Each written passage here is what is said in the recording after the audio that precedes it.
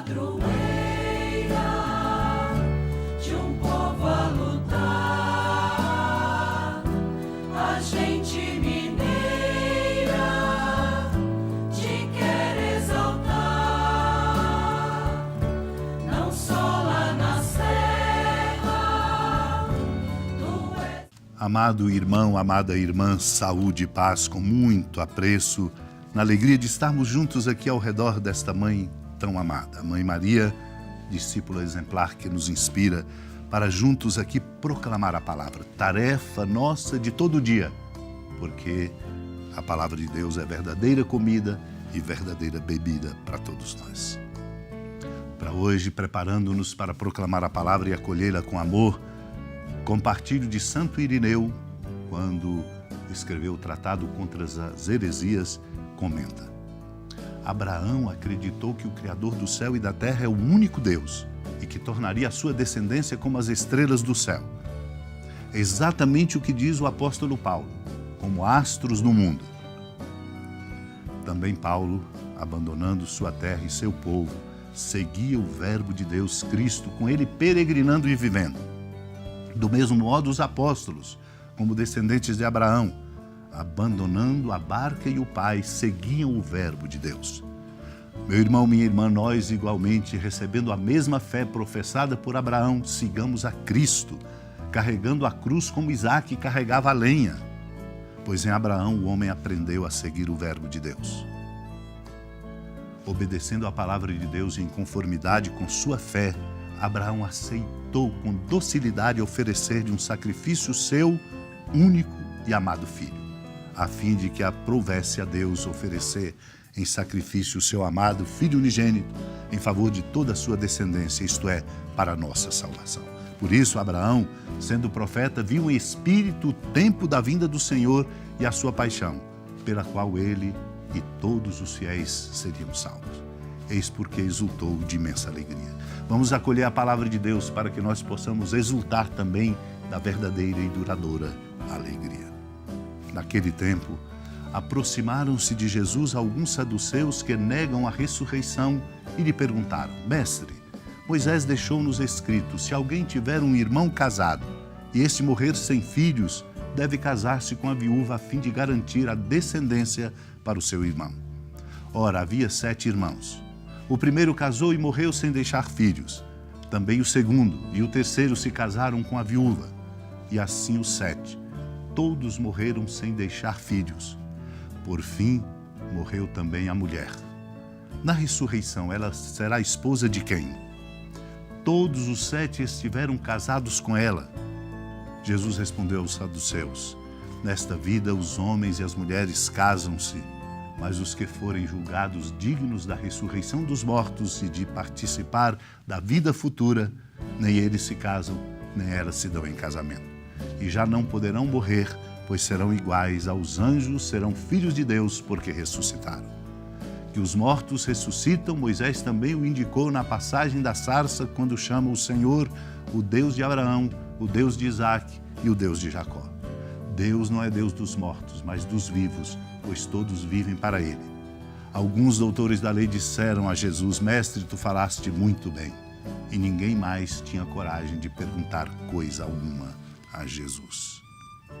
Amado irmão, amada irmã, esta passagem do Evangelho toca um ponto de nossa fragilidade, da fragilidade da nossa espiritualidade e da graça agindo em nós, porque pensamos de maneira muito material, muito sob o domínio daquilo que nosso sentido e a nossa razão alcança, e a fé ultrapassa aquilo que a razão e os sentidos nos fazem alcançar. Era por isso que aqueles saduceus que negavam a ressurreição interpelaram a Jesus perguntando: Moisés deixou-nos escrito, se alguém tiver um irmão casado e esse morrer sem filhos, deve casar-se com a viúva a fim de garantir a descendência para o seu irmão. 7 irmãos existentes se casaram, o primeiro casou-se, morreu, não deixou filhos, o segundo, o terceiro, e assim os 7. Todos morreram sem deixar filho. Morreu também a mulher. A pergunta que vem: na ressurreição, ela será esposa de quem?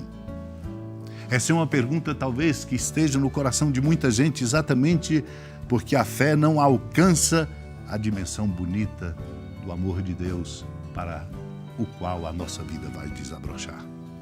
Os 7 se casaram com ela. Jesus responde aos saduceus, chamando-os, portanto, a não ver simplesmente no limite da circunstância daquilo que dominamos, mas para além. Só a fé nos permite.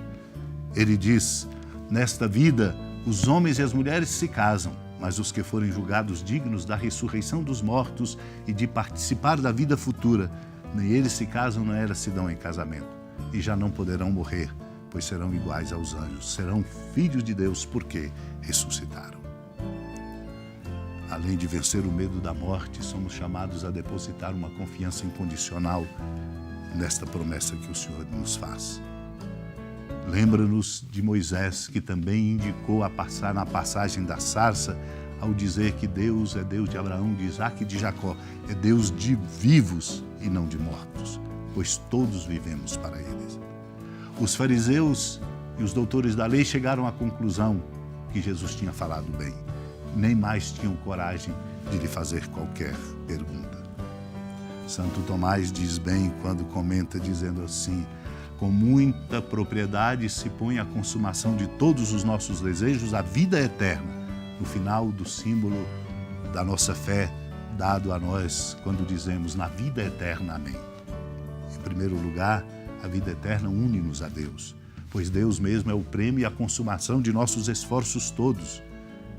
Por isso, lembremos no Gênesis, no capítulo 15, eu sou o teu protetor e tua imensa recompensa. Esta união, meu irmão, consiste na visão perfeita. Vemos agora como por espelho, em enigma, depois face a face, como diz o apóstolo Paulo. Por isso precisamos cultivar em nós esta confiança para vencer todo o medo, nesta certeza de que somos de Deus. Para Ele voltamos, porque dele viemos e viveremos pela força da ressurreição conquistada por Cristo, a plenitude do seu amor. Supliquemos a graça desta fé para que com ela possamos qualificar o dia a dia de nossa vida. Supliquemos. Senhora da piedade, Mãe Virgem do Cristo Deus.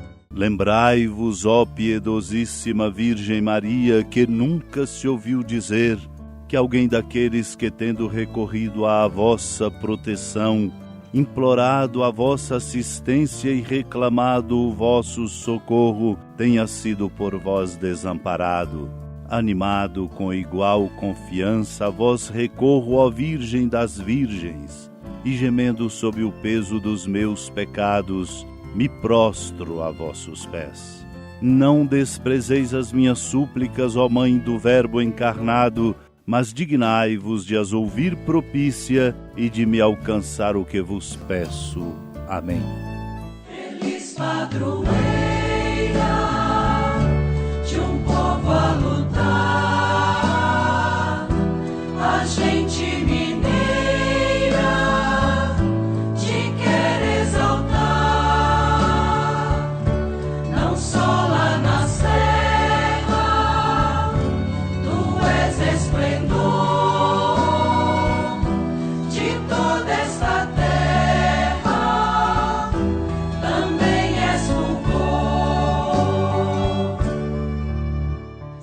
Amado irmão, amada irmã, com alegria, da ermida da padroeira do estado de Minas Gerais, a Senhora da Piedade, que da sua casa de clemência e bondade nos acompanha e nos abençoa, do alto da serra, magnífica arquitetura divina, a bênção de Deus, amor misericordioso, Pai, Filho e Espírito Santo, desça sobre sua família, sustente sua vida, proteja sua casa, fecunde o caminho missionário de nossa igreja e nos encha de sabedoria e permaneça conosco para sempre. Amém. Feliz padroeira